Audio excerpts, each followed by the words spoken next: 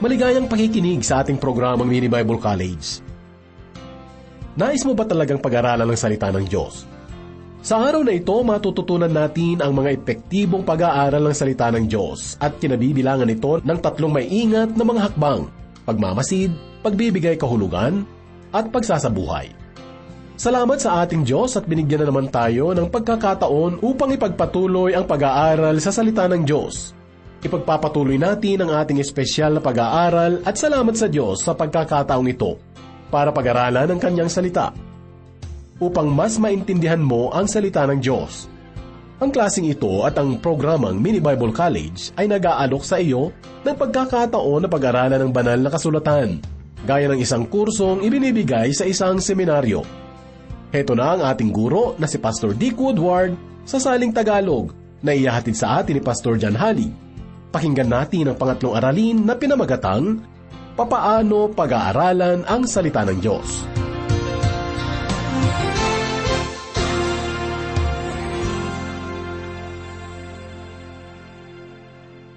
Sa pag-aaral nating ito, nais ko munang bumanggit ng ilan pang mga bagay tungkol sa salita ng Diyos na alam ko magbubukas sa inyong pangunawa sa pinakamahalagang aklat sa buong mundo. Maligayang paikinig po sa ating programang Mini Bible College. Ito po ang klase na kung saan ay pag-aaralan po natin ang nilalaman ng buong Biblia. Nag-uumpisa pa lamang tayo sa ating pag-aaral, kaya naman planuhin po ninyong samahan kami sa bawat klase sa ganitong oras at anyayahan po ninyo ang iba para samahan po tayo sa ating klase habang magkasama nating pinag-aaralan ang salita ng Diyos. At maligayang pakikinig sa lahat na sumama sa atin.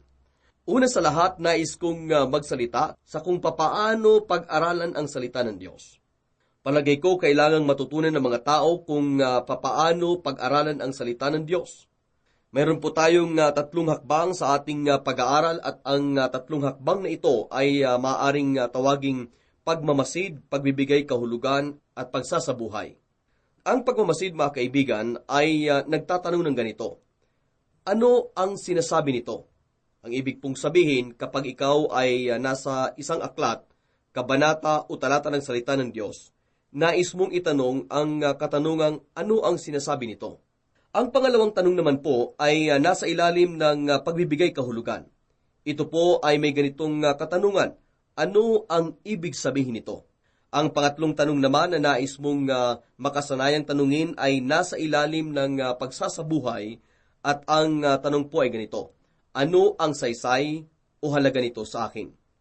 Ito ay tunay ngang napakasimple lamang. Pagmamasid, ano ang sinasabi nito? Naalala ko ang isang lalaki na nakasama ko sa pag-aaral ng salita ng Diyos. Ilang taon na ang nakalipas. Lagi siyang nagbabasa ng mga talata sa banal na kasulatan at tuwing nagtatanong ako sa mga kasama namin kung ano ang kahulugan ng isang talata, ang lalaking ito ay titingin sa talata at pagkatapos ay titingin sa akin at magsasabing naniniwala akong ang kahulugan nito ay ang mismong sinasabi nito. Lagi siyang tama dahil anumang talata sa kasulatan, anumang aklat, anumang kabanata, laging ang kahulugan nito ay ang mismong sinasabi nito. Siyempre, ang totoong katanungan ay ano ang sinasabi nito? Ito po ang pinakamahalaga sa ating 3 katanungan. Ano ang sinasabi nito? At pag nakuha mo na ang tugon sa tanong na ito, hindi na magiging mahirap alamin ang kahulugan nito maliban na lamang kung ayaw mo talagang malaman ang ibig nitong sabihin. Siyempre, ang pinakanais natin sa pag-aaral na ito ay ang pangatlong katanungan: ano ang saysay o halaga nito sa akin? Ang pag-aaral po natin ay hindi akademikong pag-aaral. Hindi namin kayo ginagawang dalubhasa sa salita ng Diyos. Ang hangarin po namin sa pag-aaral na ito ay ang akayin kayo sa mga talata ng kasulatan na magpapakita sa inyo ng kalooban ng Diyos sa inyong pang-araw-araw na buhay. Kami po ay interesado sa pagsasabuhay ng nauukol na espiritual na mensahe ng mga aklat, ng mga kabanata at mga talata ng banal na kasulatan. Kapag nakarating ka na sa bahagi po na tinatawag na pagsasabuhay, kailangan mong tanungin ang iyong sarili ng ilang mga katanungan gaya po nito. Mayroon bang mga halimbawa na susundan? Mayroon bang mga babala na dapat intindihin? Mayroon bang mga utos na dapat sundin? Mayroon bang mga kasalanan na dapat iwasan?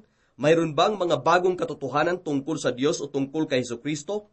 Mayroon bang mga bagong katotohanan tungkol sa aking sariling buhay? May mga salita bang nagbibigay hamon o inspirasyon, kaaliwan at panghihikayat?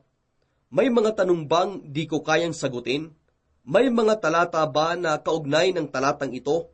Makakatulong po sa iyo ang mga tanong na ito upang malaman mo ang ilan sa mga pagsasabuhay ng banal na kasulatan sa iyong buhay habang pinapag-aralan mo ito. Nais ko pong ibahagi sa akin pong mga huling pananalita tungkol po sa salita ng Diyos, ang tinatawag nating mga patakaran para po sa pag-aaral nito. Meron pong mga patakaran at patnubay para po sa lahat ng bagay. Ngunit meron din pong patakaran at patnubay para po sa salita ng Diyos. Sa seminaryo, mayroon silang napakahalagang salita. Tinatawag nila itong hermeneutics. Hindi po natin gagamitin ang salitang ito, tatawagin lamang natin ito na patakaran para po sa pag-aaral ng salita ng Diyos. Ito po ang isang patakaran. Isang talata sa banal na kasulatan. Tandaan, mayroon lamang itong isang pakahulugan, ngunit mayroon pong libong pagsasabuhay nito. Ang pagsasabuhay ay iba po sa pakahulugan. Sa pakahulugan naman po ay mayroon lamang isa at kailangan mong maging mapagpakumbaba tungkol po dito. Lalo na kung ang ibang mga tao ay hindi sang-ayon sa iyo. Ngunit sa pagsasabuhay, maaaring gamitin ng banal na espiritu ng libong paraan ang kasulatan sa iyong buhay. Yamang ang banal na kasulatan ay aklat po kay Kristo, kinakailangang hanapin mo si Kristo sa binabasa mong kasulatan. Kung inaaral mo ang lumang tipan, alalahanin mo na ikaw ay naghahanap ng mga halimbawa at mga babala. May kahulugan kung bakit ang unang 17 aklat sa lumang tipan ay mga kasaysayan. Napakaraming kasaysayan po sa aklat ng Kautusan at sa aklat po ng mga hula. Tandaan na habang binabasa mo ang kasaysayan sa lumang tipan at nag-iisang aklat ng kasaysayan sa bagong tipan, maghanap ka ng mga halimbawa at mga babala. Ang mga kasaysayang pangyayari sa salita ng Diyos ay naglalaman din po ng alegorikong kabuluhan. Ang nais kong sabihin dito ay sa Galatia Kabanata 4, talatang 22 hanggang sa 24, sinabi po ni Apostol Pablo, si Abraham ay may 2 anak na lalaki, bagay na isang alegorya. Walang sino man ang mag-aalinlangan na ito ay ayon sa kasaysayan. Si Abraham po ay may 2 anak na lalaki, si Ishmael at si Isaac. Si Ishmael po ang naging ama ng mga Arabo. Si Isaac naman ang naging ama ng mga Hudyo. May mga Arabo at Hudyo sa banal na lupain hanggang sa ngayon. Ito po ay kasaysayan. Ito pong sinabi ni Apostol Pablo na si Abraham ay may 2 anak na lalaki. Ito ay isa ding alegorya. Naniniwala akong ipinapakita niya bilang halimbawa at prinsipyo na sa salita ng Diyos, ang kwento ay maaaring makasaysayan at maaari din itong naglalaman ng alegorikong kabuluhan. Nang sinabi ni Apostol Pablo na ang lahat ng mga bagay na ito ay nangyari sa kanila bilang halimbawa, ginamit po ni Apostol Pablo ang Griegong salita na ang kahulugan ay halimbawa. Ito po ay salitang kagaya ng salitang kauri. Ang sinasabi niya ay nangyari ang lahat ng mga ito bilang halimbawa o alegorya. Kaya naman sa tuwing babasahin mo ang mga aklat ng kasaysayan sa lumang tipan, bilang karagdagan sa pag-aaral mo ng kasaysayan, hanapin mo ang mga alegorya o mga halimbawa o kaya ay mga babala.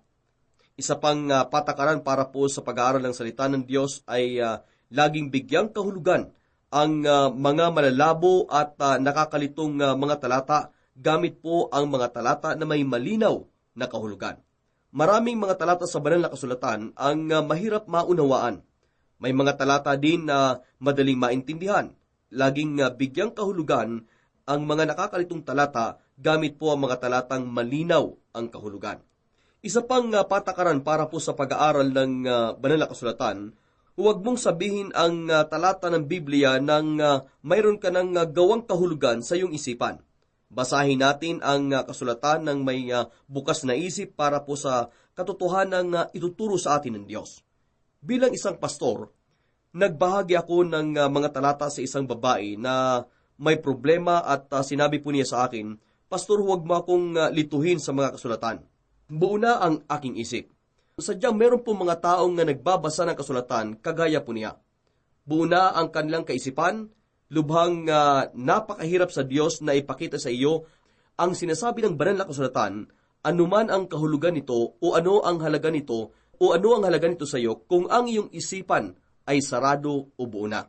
Isa pang mahalagang prinsipyo sa pagbabasa ng banal na kasulatan, lalong-lalo na kung nagtuturo ka nito. Ito ay pagkatapos mong matutunan ang kahulugan ng isang talata, tanungin mo ang iyong sarili kung nais mo itong sundin bago ituro sa iba.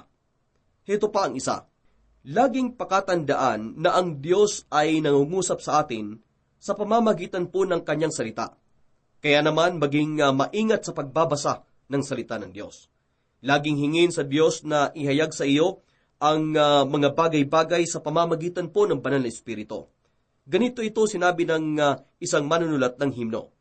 Buksan mo ang aking mga mata upang makita ko ang mga katotohanang inilaan mo para sa akin. Ganito ka dapat, kaibigan, lumapit sa kasulatan. Hindi akademiko, hindi kagaya ng isang dalubhasa, hindi bilang isang dalubhasa sa salita ng Diyos, kundi nais mong makipag-usap sa Diyos at mabuksan ang iyong isip at puso upang makausap kaniya. Ganito po ang magandang panalangin bago ka magbasa ng banal na kasulatan. Buksan mo ang aking mga mata upang makita ko, O Panginoon, ang mga katotohanang inilaan mo para sa akin sa oras na ito at sa araw na ito. Ito po ang napakagandang paraan ng paglapit sa banal na kasulatan. Maging handa kang tanggapin na may mga talata sa salita ng Diyos na hindi mo mauunawaan, kagaya po ng talata sa unang Pedro, kabanatang 3, talatang 11. Kamakailan lang tiningnan ko ito sa komentaryong isinulat ni Martin Luther. Sinabi po ni Martin Luther, walang sino man ang nakakaalam sa kahulugan ng talatang ito. Naisip ko po na ito ay nakapagpapalubag ng loob. Masaya ako na may isang taong tapat na nagsabing walang sino man ang nakakaunawa sa kahulugan ng talatang ito. Palagay ko po may mga talatang ganito sa salita ng Diyos, ngunit huwag pong masiraan ng loob kung may makita kang talata na gaya po nito. Huwag din pong mawala ang iyong interes sa bagay na sinasabi ng banal na kasulatan na hindi kasing halaga ng mga saligang doktrina o katuruan. Mayroon pong napakadaling maalalang talata sa Deuteronomio, kabanatang 29, talatang 29, na nagsasabi po ng ganito, may mga bagay na sadyang inilihim ng Diyos nating si Yahweh, ngunit ipinahayag ang kautosang ito upang sundin natin at ng ating mga anak magpakailanman. Sinabi po ng isang tao kay Mark Twain, isang kilalang manunulat, ayaw ko ng salita ng Diyos dahil napakaraming talata dito ang hindi ko maintindihan. At sinabi naman po ni Mark Twain, ang mga talata sa salita ng Diyos na nakakapagbigay alalahanin sa akin ay hindi na ang mga talatang di ko maunawaan, kundi ang mga talatang nauunawaan ko. May mga lihim po na bagay na tanging sa Diyos lamang, hindi niya ito ibinabahagi kaninuman.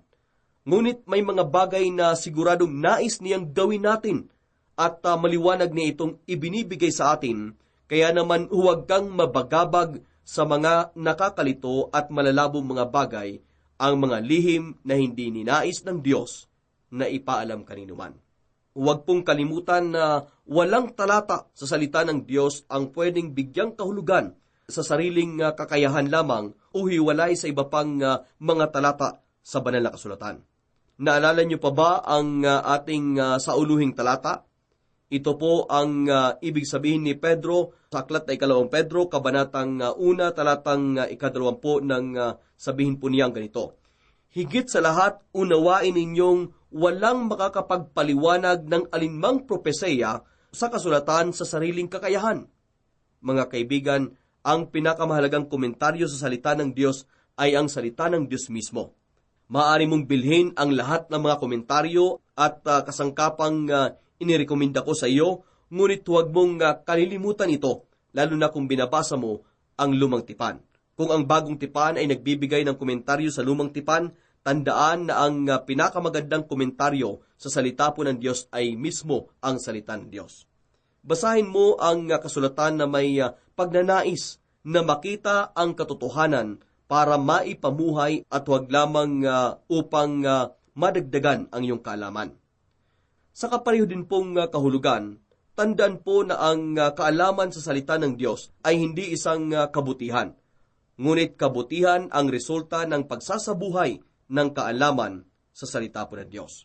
Sa kultura po natin ngayon, mayroon tayong kaisipan na ang kaalaman ay mabuting bagay. Kung marami kang nalalaman, iyan po ay mabuti. May mga taong nagdadala ng ganitong kaisipan sa kasulatan at hindi po ito totoo. Ang kaalaman ay hindi isang kabutihan. Maging ang kaalaman sa salita ng Diyos ay hindi rin po kabutihan. Ang pagsasabuhay lamang ng kaalaman, lalo na ang kaalaman sa salita ng Diyos, ang magpapabuti sa buhay po ng isang tao.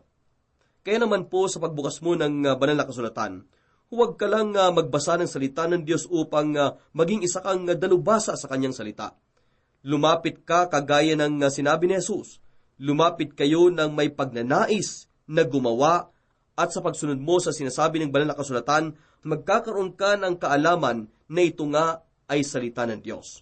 Ang pagsunod po sa sinasabi ng banal na kasulatan, ang magpapangyari sa salita ng Diyos, isang totoong makapangyarihan sa iyong buhay. Heto ang isa pang napakahalagang prinsipyo na nakatulong sa akin ng malaki lalo na sa pagbabasa ko po ng Lumang Tipan. Sa pagbabasa mo ng banal na kasulatan, maghanap ka ng katotohanan ipapamuhay mo. At huwag kang maging abala sa uri po ng panitikang ginagamit sa pagpapahayag nito. Ito po ang ibig kong sabihin. Kapag binanggit mo ang aklat po ng Jonas bilang halimbawa, kaagad may taong nais makipagtalo kung kaya nga ba o hindi ng balyenang lumulok ng tao, na para bang ito ang buong mensahe ng aklat. Siyempre, ang tunay po na pinagtatalunan ay hindi ito. Ang aklat po ni Jonas ay hindi maaaring makasaysayan. Laging may magsasabing hindi ito maaaring mangyari, maaaring isa lamang itong alamat. Hindi mo raw pwedeng paniwalaan na ito ay tunay na pangyayari. Ang aklat po ni Jonas, mga kaibigan, ay naglalaman ng dakilang katotohanan na maaari nating matutunan. Pagsapit po natin sa aklat ni Jonas, nananabik ako tungkol po sa katotohanang ituturo sa atin ng Diyos mula po sa aklat na ito. Ito ang katotohanang tungkol sa maling palagay. Ang kwento po ni Jonas ay tungkol sa isang propeta na nasusuklam sa mga taga-Nineve dahil sila po ay mga kaaway niya. Ipinakita ng Diyos kay Jonas na ang pagmamahal niya ay abot hanggang sa kanyang mga kaaway. Walang iba kundi ang mga taga-Nineve. Ito po ang mensahe ng aklat ni Jonas, pagtagumpayin ang maling palagay upang sa ganoon ay makagagawa ang Diyos sa pamamagitan mo. Ito ay walang kinalaman sa balyenang lumulunok ng tao. Narinig ko ang isang tao na nagsabi, kung mapapaniwalaan ko na may liligtas ng Diyos ang makasalanang gaya ko, kaya ko ring paniwalaan na nilunok ni Jonas ang balyena. Ito ang lubhang mabuti, ngunit wala itong kinalaman sa totoong mensahe dito po sa aklat ni Jonas. Pagdating mo po sa aklat na ito, sa aklat ni Jonas, o kaya ay sa kwento ni Adan at Eva, o ano pa mang kwento sa Lumang Tipan, itanong mo ang mga tanong nito. Ano ang sinasabi nito? Ano ang ibig nitong sabihin? Ano ang halaga nito sa akin? Diyos ko, anong katotohanan ang nais mong ituro sa akin sa kasulatang ito? Dito po sa Salmo, kabanatang 169, talatang 160, may nakasulat tungkol po sa kasulatan. Ganito po ang pagkakasabi, ang kabuuan ng iyong salita ay katotohanan. Mga kaibigan, ang ibig pong sabihin nito sa akin ay kung ikaw ay naghahanap ng katotohanan mula po sa kasulatan, hahanapin mo ang kabutihan ng katotohanan. Ang ibig kong sabihin ay tingnan mo ang malaking larawan. Kunin mo ang malaking katotohanan, ang punong katotohanan. Ano ang sinasabi po ng Diyos? Ano ang kabuuan ng kanyang mensahe dito? Sa pareho din pong espiritu, sa pagbuklat mo ng mga aklat ng Diyos, lalo na sa Bagong Tipan, hanapin mo ang tinatawag nating punong ideya. Ang mga aklat gaya po ng sulat sa mga taga-Roma at Hebreo ay mayroong kahangahangang punong ideya. Mayroon itong punong ideya na makikita mo sa buong aklat. Mula sa unang mga aral hanggang sa huli, ang salita ng Diyos ay hindi pa nahati sa kabanata o talata bago ang 13 siglo. Inati-hati ito sa kabanata ng isang Romano Katolikong kardinal na nagngangalang Caro. At sa 16 na siglo, hinati-hati naman ang mga kabanata sa talata. Ibig pong sabihin, hindi narinig ni Apostol Pablo ang unang Korinto, kabanatang 10, talata 13, dahil nung isinulat niya ang sulat para po sa mga taga-Korinto, hindi niya inakala na hahati-hatiin ang kanya mga sulat sa mga kabanata at mga talata paglipas po ng mga daang taon. Kung minsan ang mga kabanata at talata ay lubhang nakakatulong, lubhang nakakaginhawa, ngunit minsan pinuputol nito ang tuloy-tuloy na takbo ng ating kaisipan na naging dahilan upang di natin makita ang katotohanan ng ninanais ipakita sa atin ng manunulat. Kaya naman piliin mong makuha ang punong ideya ng lahat. Lagi mong isalang-alang ang kasamang kahulugan ng anumang talata dito po sa banal na kasulatan. Isa po sa pinakamahusay na paraan ng pagsisinungaling ay ang huwag ihayag ng tama ang katotohanan o kaya gamitin ang buong talata nang hindi ayon sa kasamang kahulugan nito. O kaya naman ay huwag sabihin ng buo ang katotohanan. Ang banal po na kasulatan ay maaring gamitin para po sa patunay ng anumang punto. Kung kukunin mo mga talata ng hindi ayon sa kasamaang kahulugan nito, kaya naman laging isaalang-alang ang kasamang kahulugan ng mga talatang ating binabasa at pinapag-aralan. Tandaan ang kasulatan ay ang aklat na ginamit po ng Diyos upang kausapin tayo. Lumapit ka sa aklat na ito na may kasamang panalangin, yamang nais mong gawin ang itinuturo ng aklat na ito. Lumapit ka sa aklat na ito kagaya po ng ginawa ni Samuel. Sinabi niya sa Diyos, "Magsalita ka, Panginoon, ang iyong lingkod ay nakikinig." Ibig sabihin po nito, handa akong gawin ang anumang sasabihin niya. O kaya naman lumapit ka gaya ni Thomas A. Kempis na nagbubukas ng salita ng Diyos na may ganitong panalangin. "Lahat nawa ng tinig ay huminto. Ikaw lamang, Panginoon, tanging ikaw lamang. Mangusap ka sa akin." Ibig sabihin nito, lahat ay magsitahimik. "Magsalita ka sa akin, Diyos ko." May mga taong tagapaghikayat. Maraming mga tinig ang tumatawag sa atin ngayon. Kailangan natin ang katahimikan at paraan na nakasama lamang ang Diyos at manalangin gaya nito. "Lahat nawa ng tinig ay huminto. Diyos ko, kausapin mo ako at tanging ikaw lamang." Mga kaibigan, lahat po ng mga impormasyong ito na ibinabahagi ko sa inyo ay tungkol po sa salita ng Diyos. Ito po ay makapagbubukas ng inyong pangunawa sa salita po ng Diyos. At panalangin ko ay sana matutunan nyo ito at nawa hawakan ito ang inyong buhay. Hanggang sa mga sandaling ito, binibigyan ka namin ng panimulang kaalaman tungkol po sa salita ng Diyos. Ano nga ba ang salita ng Diyos? Paano pag-aaralan ang pinakamahalagang aklat dito po sa buong mundo? Kung nakaligtaan mo ang mga mahalagang tanungin mo ang namumuno o sinuman mula sa klase para tulungan kang maintindihan ang mga araling natalakay na.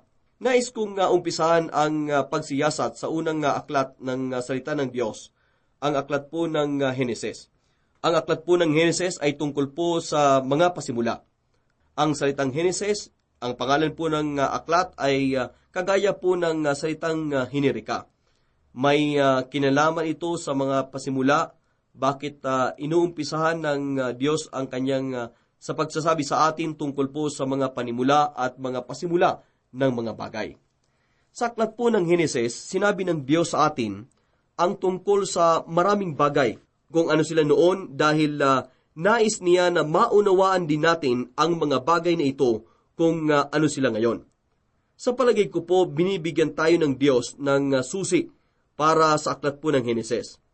Sa aklat po ng Mateo, kabanatang 13, lumapit kay Jesus ang mga tao at tinanong siya tungkol sa pag-aasawa. Nang tinanong nila si Jesus tungkol sa pag-aasawa, sinabi ni Jesus, "Kung nais ninyong maintindihan kung ano ang pag-aasawa, bumalik kayo at pag-aralan kung ano ang pag-aasawa noon. Balikan ninyo si Moises. Bumalik kayo sa Heneses, tanungin ninyo ito. Ano ba ang layunin ng Diyos nang lalangin niya ang tao, lalaki at babae?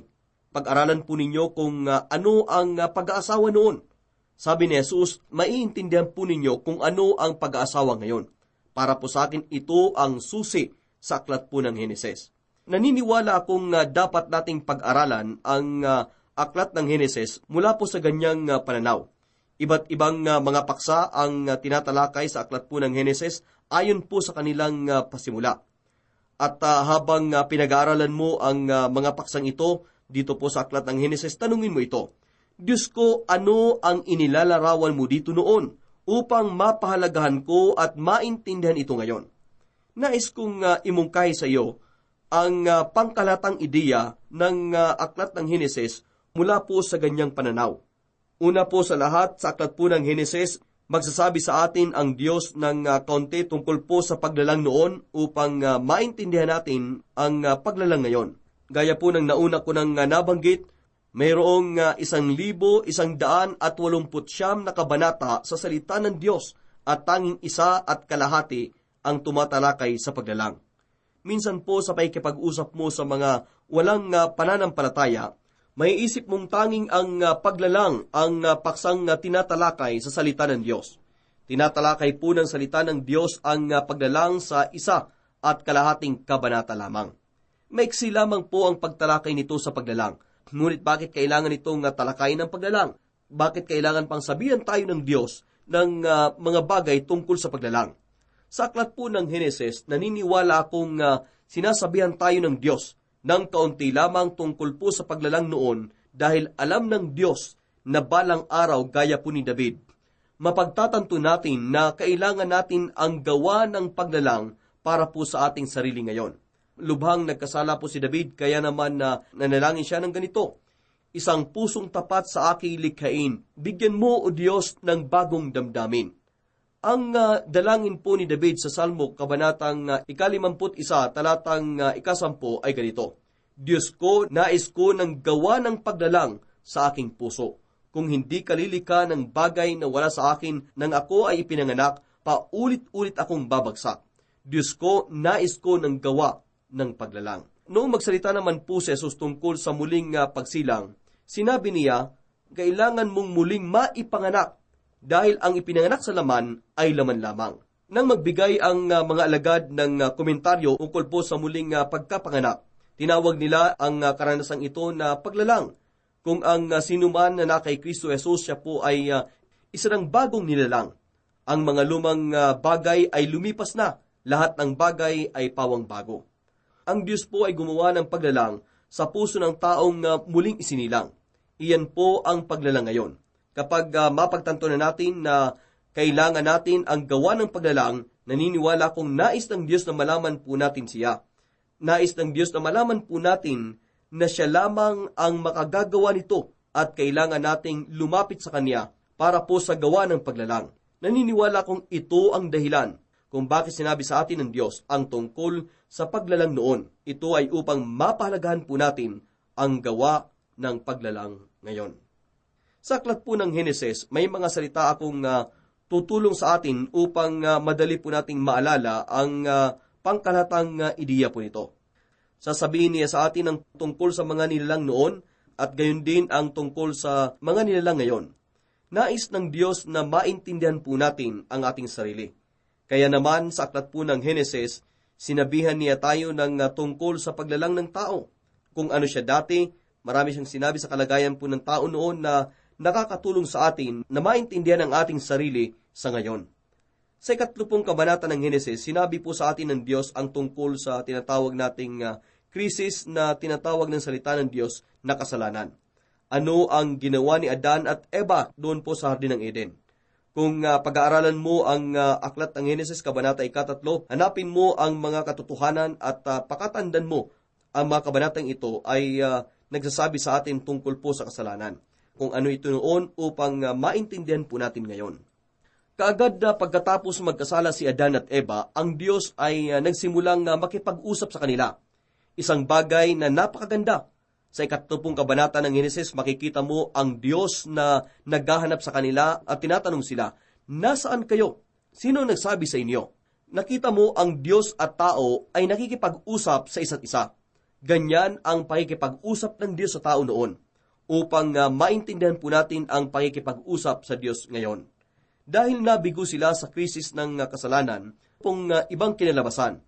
Sa 4 na kabanata ng Henesis, mayroon po tayong pasimula ng di pagkakasundo, alitan sa pagitan po ni Cain at Abel. Ang kwentong ito ay tungkol po sa suliranin natin ngayon. Nais ng Diyos na maintindihan po natin ang alitan sa pagitan po ng relasyon natin sa ibang mga bansa. Nais ng Diyos na maunawaan po natin ang anumang alitan ngayon. Iyan po ang dahilan kung bakit sa kabanatang 4, sinabi niya sa atin kung ano ang alitan po noon. Mula po sa kabanatang 6 hanggang sa 9 nitong aklat po ng Henesis, sasabihin po sa atin ng Diyos ang tungkol sa mga kalidad noon, upang maintindihan po natin ang mga kalamidad ngayon. Sinira ng Diyos ang buong mundo. Ito po ang tinatawag na ang baha. Sa kabanatang 6 hanggang sa 9 ng Henesis, mababasa mo ang kwento ni Noe at ang tungkol sa baha. Dito natin po matutuklasan na ang pinakamagandang komentaryo ng salita ng Diyos ay walang iba kundi ang salita ng Diyos mismo. Binigyan tayo ng bagong tipan ng kwento tungkol po sa kwento ni Noe at ng baha. 2 beses nagkomento si Jesus tungkol dito at inilintulad po niya dito ang kanyang pangalawang pagparito. Ang apostol na sumulat po sa aklat ng Hebreo ay nagsabi po na ito ay larawan ng pananampalataya. Ang sumulat naman po ng Hebreo ay nakapokus naman po sa pananampalataya ni Noe at sinabi niyang ito ang aral na matututunan mula sa kwento ng kalamidad.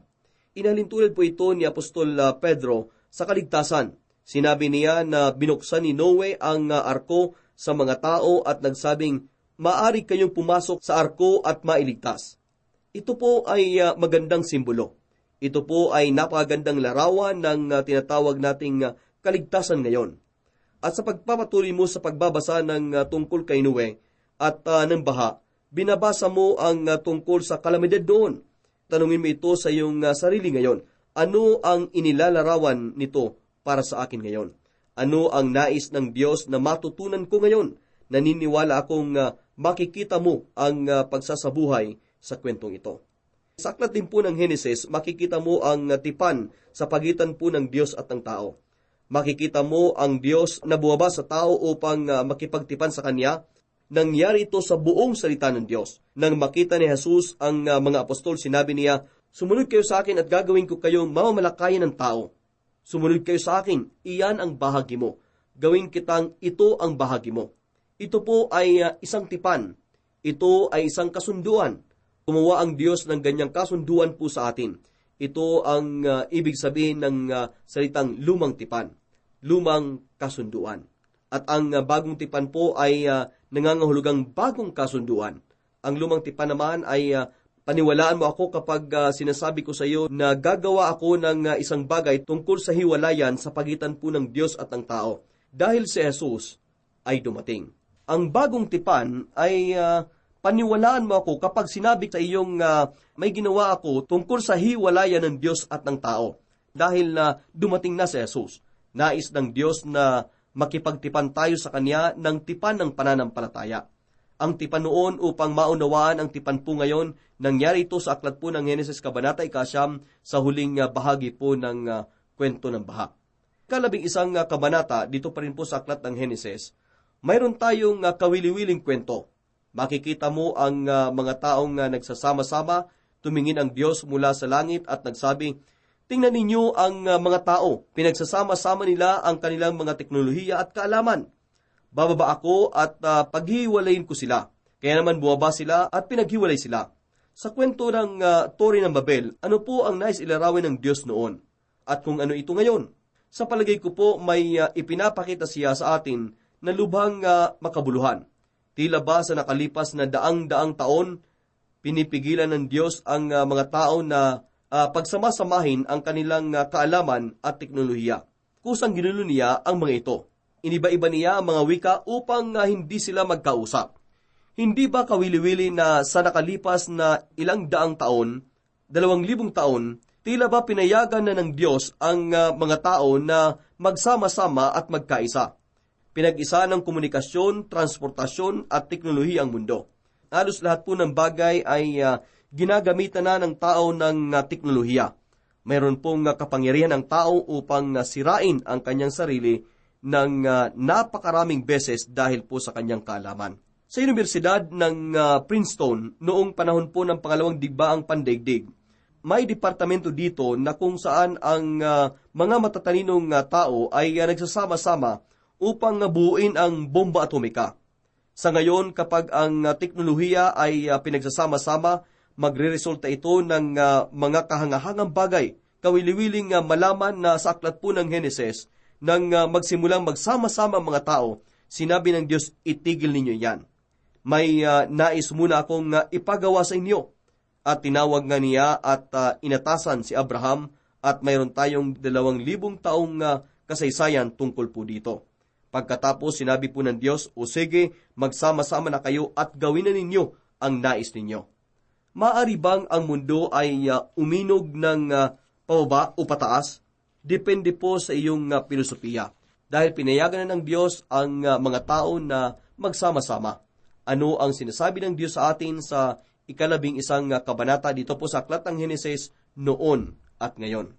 Pagsapit mo po sa Heneses kabanata 12, may makikilala kang 3 mga tauhan, sina Abraham, Jacob at Jose. Napakarami pong sinabi sa atin ng Diyos sa kasulatan sa pamamagitan po ng pag-aaral sa mga tauhan ito. Nais ng Diyos na maunawaan po natin ang pananampalataya. Napakahalaga po ng pananampalataya. Kaya naman sinabi sa atin ng Diyos ang kwento ng taong nagangalang Abraham. Nais po ng Diyos na maintindihan po natin ang tinatawag natin ngayon na pagkakakilanlang panganib. Kaya naman sinabi niya sa atin ang kwento ng taong nagngangalang si Jacob. Nais ng Diyos na malaman natin na siya ang namamahala, na siya ang may hawak ng lahat ng pangyayari sa ating buhay. Kaya naman sinabi niya sa atin ang kwento ng taong nagngangalang si Jose. Ito po ang pangkalahatang ideya ng aklat ng Heneses. At habang binabasa mo ang aklat na ito, hanapin mo ang mga bagay-bagay noon. So ting makikita mo ang aklat ng Heneses na naglalarawan ng mga bagay-bagay noon, tanungin mo ang iyong sarili. Ano ang sinasabi ng Diyos sa akin ngayon? Ano ang nais ng Diyos na matutunan ko ngayon? Ngayon sinisimulan na natin ang pag-aaral ng salita ng Diyos. Nais kong hamunin kayo na gawin ang 3 bagay. Una, siguraduhin ninyong huwag makaligtaan ang mga araling ito at gamitin ninyo ang inyong sasaguting aklat at sauluhin ang lingguhang talata. Pangalawa, anyayahan ninyo ang inyong mga kaibigan at pamilya na samahan tayo sa napakahalagang aralin sa salita ng Diyos. Panghuli, umpisahan po ninyo ngayon, kung di pa ninyo sinisimulan, basahin ninyo ang aklat ng Heneses at alalahaning tanungin ang iyong sarili ng mga katanungang ito. Ano ang sinasabi nito? Ano ang kahulugan nito? At ano ang halaga nito sa akin? O kaya ay ano ang sinasabi ng Diyos para sa akin ukol sa aking natutunan?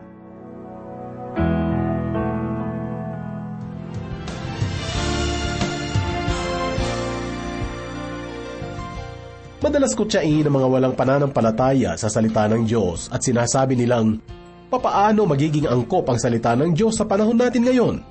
Malamang hindi pa nila nababasa o napag-aaralan kahit ang aklat ng Henesis lang. Gaya ng natutunan natin, sinasabi sa atin ng Diyos ang mga bagay noon upang matutunan natin ang mga ito ngayon.